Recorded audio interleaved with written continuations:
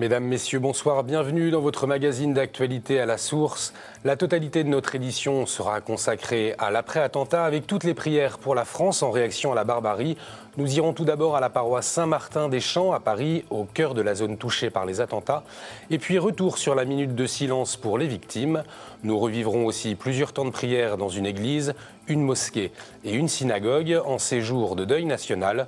Pour notre dossier du jour, nous recevrons Monseigneur Pascal Gollnisch, directeur général de l'œuvre d'Orient, qui nous dira comment ces attentats ont été perçus au Moyen-Orient. Bonsoir Monseigneur. Bonsoir. Je vous dis à tout à l'heure. Commençons par prendre des nouvelles de la paroisse Saint-Martin-des-Champs à Paris, située dans le quartier où se sont déroulés les attentats. Après la tuerie de Charlie Hebdo, c'est la deuxième fois que le secteur est touché par des actes de guerre. Beaucoup de personnes viennent se recueillir dans le quartier pour déposer des fleurs ou prier à l'église. Depuis ce matin, le père Stéphane Paul Benz, curé de la paroisse, propose un livret pour accompagner et soutenir la prière de ceux qui le souhaitent. Dans la journée du samedi, au moment où notre président de la République a annoncé déjà qu'il y aurait un deuil national, on a commencé à réfléchir avec les prêtres de la paroisse pour savoir comment on pourrait aider les paroissiens à accompagner ce deuil par la prière. Et donc nous avons réfléchi à des prières pour la paix. Et on a choisi d'abord deux prières qui sont des prières de deux artisans de paix qui se sont retrouvés à Jérusalem pendant le Concile Vatican II, le patriarche Athénagoras et le pape Paul VI. Il faut mener la guerre la plus dure contre soi-même, il faut arriver à se désarmer. J'ai mené cette guerre pendant des années, elle a été terrible, mais je suis désarmé. Une des raisons pour lesquelles on a pensé à réaliser ce livret de prière, c'était aussi de proposer aux fidèles qui se réunissent dans cette paroisse une démarche collective, une démarche commune. La prière que nous portons ensemble est une prière qui est beaucoup plus forte et puis qui permet aussi de ressentir qu'on se soutient les uns les autres dans l'épreuve. C'est comme si Paris était devenu une grande église. Peut-être avez-vous lu ce tweet qui a traversé la toile. Le besoin de recueillement, de prière émerge un peu partout pendant ces journées de deuil national. Ce désir de communion était palpable en France hier à midi lors de la minute de silence. Que ce soit à l'extérieur, dans les entreprises ou dans les établissements scolaires, la France s'est arrêtée en mémoire à ses victimes. Nous sommes allés dans deux écoles, l'une située dans le quartier des attentats, l'autre près de la porte de la Chapelle à Paris, un quartier multiculturel. Comme vous le voyez sur ces images, les élèves étaient profondément recueillis.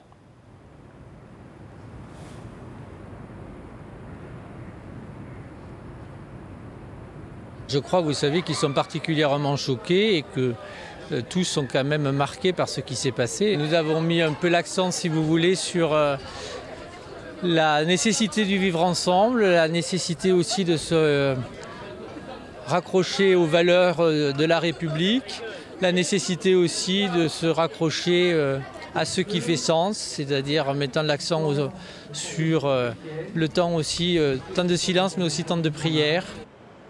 Je les ai appelés à prier parce qu'ils ont besoin de prendre un temps d'intériorité. Et ce temps d'intériorité n'est pas offert avec la valse des médias. Ils sont blindés d'images, de chiffres, de blessés, de morts. Et l'intériorité, c'est le moment où on s'aperçoit quel est le rapport qu'on a avec ses frères et puis aussi avec un Dieu lorsqu'on y croit. Au même moment, à Lyon, ils étaient des milliers à s'être rassemblés sur le parvis de la basilique de Fourvière à l'appel des responsables des églises chrétiennes de Lyon. Juste avant, une prière pour la paix a été lue. Pour l'archevêque de Lyon, la prière est le seul moyen de surmonter cette période douloureuse. On doit prier, parce que là, il y a, si vous voulez, un obstacle que nous ne sommes pas capables de vaincre nous-mêmes. Moi, la phrase qui me touche le plus, c'est celle qu'on dit à chaque messe, juste avant la communion, qui est une phrase dite par Jésus le soir du jeudi saint, juste avant sa mort. Donc, on est dans un climat de très grande violence. Il va être trahi, après on va lui cracher dessus toute la nuit des outrages, et le lendemain, il va être crucifié. Et il donne comme consigne aux apôtres la phrase « Je vous laisse la paix et je vous donne ma paix ». Souvent, les gens pensent que c'est une phrase où Jésus se répète. C'est pas du tout le cas. Il dit « Je vous laisse la paix à faire dans le monde ». Alors nous, on dit « On ne va jamais y arriver ».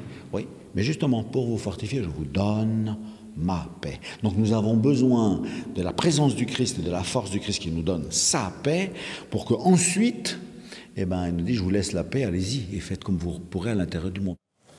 La communauté musulmane lyonnaise a elle aussi appelé un rassemblement interreligieux. Élus politiques, représentants de l'État, une centaine de fidèles, chrétiens et musulmans, se sont retrouvés à la Grande Mosquée de Lyon dimanche après-midi. Reportage. Prêtres et imams, main dans la main pour dire non à la barbarie. Ce dimanche, à la Grande Mosquée de Lyon, une centaine de fidèles, musulmans et chrétiens, ont répondu à l'appel de la prière interreligieuse pour la France. Je suis une catholique pratiquante et il me semble très important d'être là aujourd'hui avec nos frères parce qu'il ne faut pas avoir peur. Je suis horrifiée, mais cela ne m'empêche pas de sortir et dire on est là et vous ne passerez pas. Dans la mosquée, les principaux représentants du culte musulman de l'agglomération lyonnaise, c'est l'occasion de mobiliser la communauté contre les dérives extrémistes. Il faut absolument, et par la prière et aussi par nos actes de tous les jours, par l'action que nous pouvons mener dans nos villes et dans nos quartiers, pouvoir aujourd'hui savoir se parler, se rencontrer. On voulait montrer notre solidarité, notre sentiment envers ceux qui ont souffert de cette barbarie. Même si d'autres ont dérivé, il va falloir maintenant bien encadrer ces jeunes pour essayer de réexpliquer à nouveau l'islam, parce que l'islam, ce n'est pas ça. À leur côté, différents responsables religieux, à l'image du père Christian Delorme, invités à partager une prière catholique. Seigneur, ne nous laisse pas sombrer dans le désespoir. Je crois que s'accorder l'hospitalité entre croyants, c'est une manière de se respecter. Nous reconnaissons que l'autre, c'est un vrai chercheur de Dieu et que sa prière, pour tous, elle est valable, aux yeux de Dieu et aux yeux des hommes. C'est la première fois que catholiques et protestants sont invités à prier pour tous au cœur de la Grande Mosquée. Pendant près d'une heure, chrétiens et musulmans partageront la parole de Dieu en mémoire des victimes du terrorisme. Depuis vendredi, les réactions des évêques des diocèses de France se sont bien sûr multipliées avec de nombreuses initiatives comme des célébrations ou des temps de prière. À Bordeaux, les églises chrétiennes se sont réunies pour une veillée de prière en mémoire des victimes et pour la paix. C'était dimanche soir à l'église Notre-Dame. On écoute le cardinal Ricard. Je prie pour que nous puissions véritablement réagir par une plus grande fraternité encore, par un engagement renouvelé au niveau de notre propre pays. Voilà, je crois que c'est ça qui aujourd'hui anime ma prière. En même temps, je confie aussi au Seigneur, j'allais dire tous ceux qui font œuvre de haine. Je demande au Seigneur qu'ils puissent aussi toucher leur cœur pour être délivrés véritablement de ce qui est un poison qui non seulement, je crois, infecte leur vie, mais aussi source de mal et de malheur pour l'humanité. Chrétiens, musulmans, juifs, toutes les religions ont prié pour la France. Dimanche soir, une veillée se déroulait à la grande synagogue de la rue des Victoires à Paris. On regarde.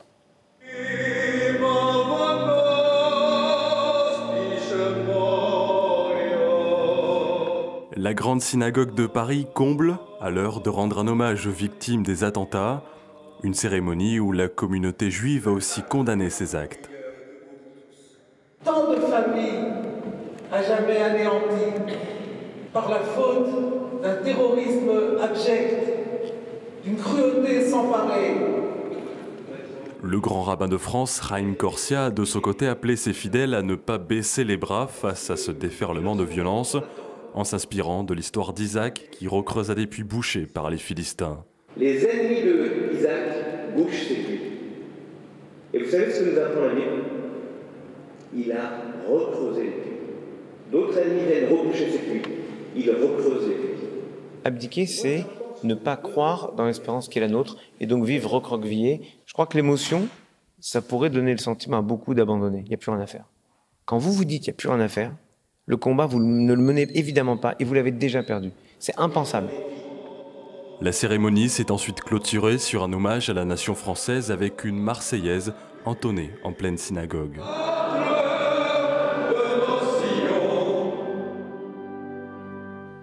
J'ajoute que pour la première fois, le pape François se rendra à la grande synagogue de Rome le 17 janvier. Il sera le 3e souverain pontife à s'y rendre. Le Saint-Père va rencontrer les membres de la communauté juive de Rome. À Rome, la basilique Santa Maria in Trastevere était comble hier soir pour accueillir la prière de la communauté de Sant'Egidio pour la paix en mémoire des victimes des attaques terroristes à Paris. C'est Monseigneur Vincenzo Paglia, président du Conseil pontifical pour la famille qui l'a présidé. Dans sa prédication, il a dit, je cite, que les signes de résistance au mal ne manquent pas, comme les signes de solidarité parmi les croyants d'accueil pour les plus faibles. Ce sont les signes d'un nouveau monde possible. La Belgique est aussi touchée de près par les attentats, avec 2 ressortissants impliqués et une enquête judiciaire qui se poursuit dans le pays.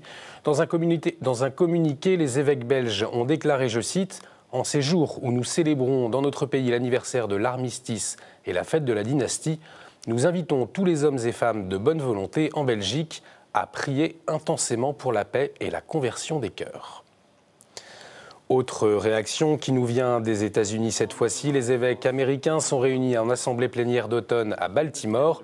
Dans un communiqué, ils ont déclaré, je cite, « Nous nous engageons à prier pour tous ceux qui souffrent de cette violence horrible et nous nous engageons à soutenir tous ceux qui œuvrent à bâtir des sociétés justes et pacifiques. » Et pour terminer, un beau signe du lien qui unit l'Église de France et les églises orientales, c'était vendredi dernier. Les diocèses de Fréjus-Toulon et Homs en Syrie ont célébré leur jumelage à la cathédrale Notre-Dame de la Cède de Toulon. Voilà, c'est la fin de notre journal. Retrouvons notre chronique Vue de Rome qui revient sur les attentats de Paris.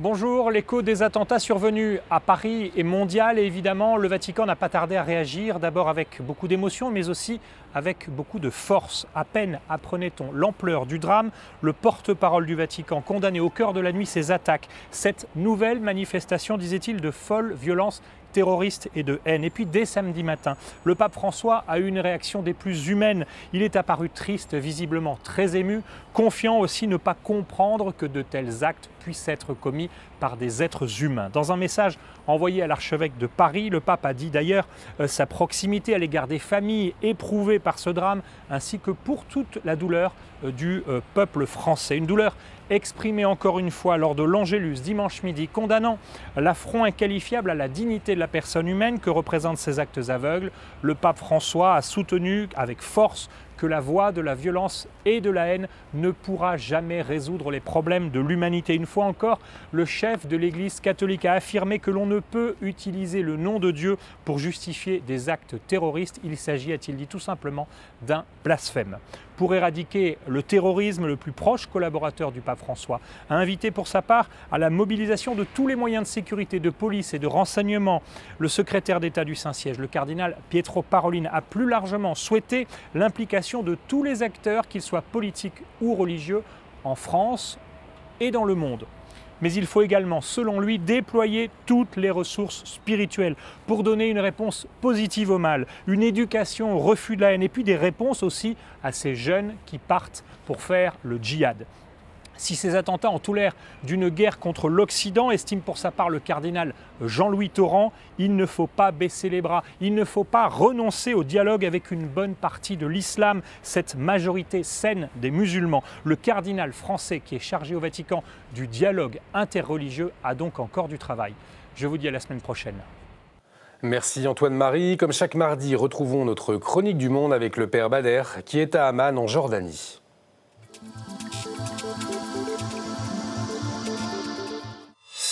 De nouveau, le monde s'arrête, étonné, hébété, devant la puissance du mal et du diable d'arriver à tous les lieux de rencontre humaine pour transformer les jouissances en affliction et en drames familiaux, nationaux et humains. Nous implorons le bon Dieu pour qu'il donne la vie éternelle aux morts, les prompt recouvrements aux blessés et consolation aux familles touchées. Mais comment peut-on agir pour retrouver l'espoir? Premièrement, nous devons adresser notre appréciation à toutes les forces de l'ordre qui veillent jour et nuit sur les intérêts des citoyens et des habitants dans l'ensemble du pays. Deuxièmement, nous devons être solidaires dans la bataille intellectuelle que mènent les hommes nobles et intégrés dans le monde, qui sont toujours capables de percevoir le bien, le beau et le vrai dans le futur. Cette bataille réside dans la purification de la culture et de la religion de toute intention maligne et qualification violente et sanguinaire. La culture, c'est pour le progrès, et la religion doit être toujours pour la paix. En Jordanie, une messe pour le repos des âmes des victimes a été célébrée par Monseigneur Maroun Laham, le vicaire patriarcal latin à Amman. Ils y ont assisté les nouveaux nonces apostoliques et le nouvel ambassadeur de France en Jordanie. Aussi, à Naour, devant le sanctuaire de Lourdes, un petit enfant jordanien et une fille égyptienne ont élevé des papiers sur lesquels on a écrit « De Lourdes, Jordanie, nous prions pour la France ». Sans doute, ces jours sont des jours de peur et de sang, mais aussi des jours de solidarité humaine et de prière. Bon courage.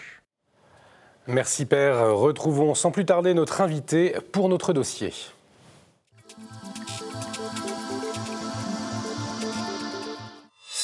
Vous connaissez bien l'œuvre d'Orient au service de nos frères chrétiens de cette région. Et pour avoir un autre regard sur les attentats que la France a vécus, nous accueillons ce soir son directeur général, Monseigneur Golnisch. Monseigneur, rebonsoir. Alors au moment des attentats, vous étiez en Égypte. Plus largement, vous connaissez les chefs religieux en Orient. Qu'est-ce qu'ils vous ont dit, eux, à propos de ces attentats ? Ils ont été complètement choqués, j'allais dire comme s'ils étaient français eux-mêmes. Vous savez, c'était très impressionnant pour nous. J'étais avec un groupe de pèlerins de l'œuvre d'Orient qui se retrouvaient en Égypte et d'avoir appris cet événement depuis l'Orient. Et nous le suivions à la télévision, bien sûr, mais nous savions bien que cette tragédie était reliée à l'Orient. De se retrouver en Orient au moment où cette tragédie se passe à Paris, c'est extrêmement éprouvant et impressionnant. Et alors les gens étaient vraiment choqués parce que la France, vous savez, c'est quelque chose pour l'Orient. La France, c'est pas n'importe quel pays. La totalité, par exemple, des évêques catholiques en Égypte, ils parlent tous français. De même les évêques irakiens. Vous voyez, c'est quelque chose d'important, la France. Ce sont des valeurs. Vous savez, grâce aux religieux et religieuses catholiques, au Moyen-Orient, il y a 200 000 élèves qui reçoivent un enseignement en français, pas simplement un enseignement du français, un enseignement en français. Et quand on demande aux religieux et religieuses pourquoi ils font cela, ils disent parce que, à travers l'enseignement du français, ce sont des valeurs que nous transmettons à nos élèves. Alors partout où nous sommes passés, les élèves, les passants même, quand ils savaient que nous étions français, nous étions dans un autocar escorté par la police, mais dès qu'ils comprenaient qu'on était français, ils nous applaudissaient. Nous avons reçu des tas de messages, la plupart des patriarches orientaux. Nous avons envoyé des messages de solidarité, nous les avons reçus à l'œuvre d'Orient. Je suppose que l'archevêque de Paris ou que le président des évêques de France en ont également reçu. Le curé latin de Nazareth, qui vit quand même des choses difficiles actuellement en Palestine, Israël. Et nous avons envoyé un message bouleversant pour nous dire son amitié. L'évêque des Syriaques au Kurdistan aujourd'hui, où ses fidèles sont sous les tentes, sont dans des conditions extrêmement précaires, aussi nous a envoyé un message d'amitié, alors qu'il a tant à faire avec son propre diocèse. Oui, ça a été vraiment extrêmement impressionnant de recevoir tous ces messages. Et je vous dis, l'homme de la rue, parfois des élèves dans les établissements scolaires que nous visitions, des professeurs, des gens qui n'avaient pas spécialement de lien avec nous, se sentaient profondément touchés parce qu'en touchant la France, ils se sentaient visés eux-mêmes. Alors, vous qui êtes un pont entre l'Orient et l'Occident, quel est votre regard sur ces attentats ? D'abord, évidemment, nous sommes complètement traumatisés et sans doute profondément par les victimes et ceux qui, évidemment, les ont aimés et leurs familles, leurs amis. En même temps, vous savez, depuis des années, depuis bientôt 5 ans, nous sommes les témoins quotidiens des morts en Syrie et en Irak. Je rappelle qu'en Syrie, ce sont 200 000 morts, plus de 1000 fois plus, qui ont perdu la vie en Syrie. Et donc, nous sommes au quotidien au contact de ces drames absolus. Voici des années que nous demandons que le Daesh soit neutralisé. Cela suppose des moyens militaires qu'il ne m'appartient pas à moi comme prêtre de préciser, ce n'est pas mon rôle. Il faut le faire sans haine des hommes, parce que ce n'est pas ça le but. D'ailleurs, les musulmans sont souvent les principales victimes de ces groupes djihadistes. Mais il faut neutraliser le Daesh, et pas simplement le Daesh, parce qu'il y a d'autres groupes terroristes. Il y a Al-Qaïda.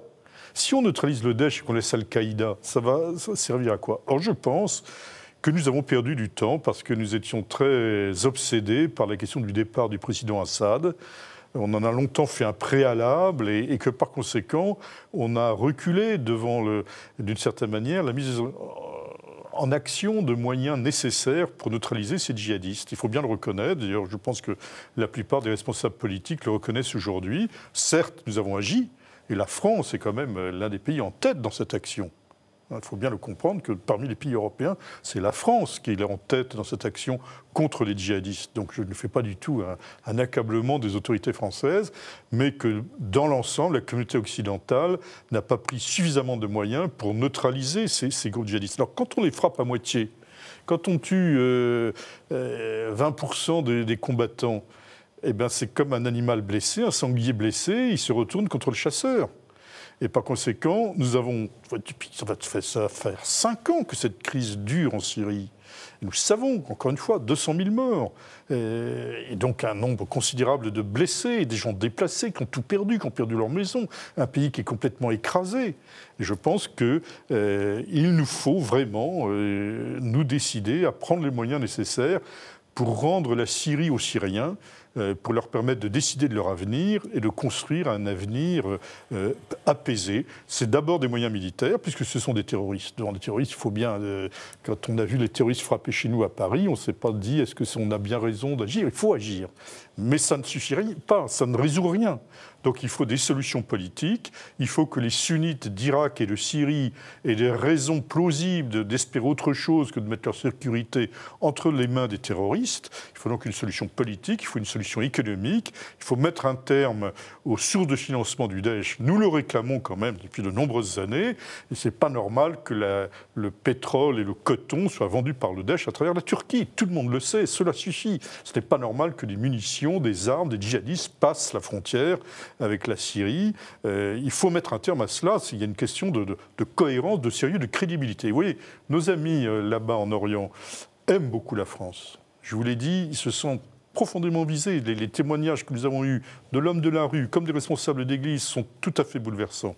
Mais c'est vrai aussi que depuis plusieurs mois, depuis peut-être le début de cette crise syrienne, ils ne comprennent pas bien où veut en venir la France. Et nous devons reconquérir une crédibilité satisfaisante vis-à-vis de ces personnes qui, depuis des années, nous alertent sur les dangers de ces terroristes. Alors, une dernière question au niveau spirituel. Les chrétiens d'Orient, qu'est-ce qu'ils peuvent nous apporter aujourd'hui, à nous, Français ? Eh bien, je crois que, comme cela a été dit par un certain nombre de prêtres, comme cela a été dit par l'archevêque de Paris, nous devons apprendre à mener les combats qu'il faut mener, parce qu'il y va de la protection des plus faibles, de la protection des innocents.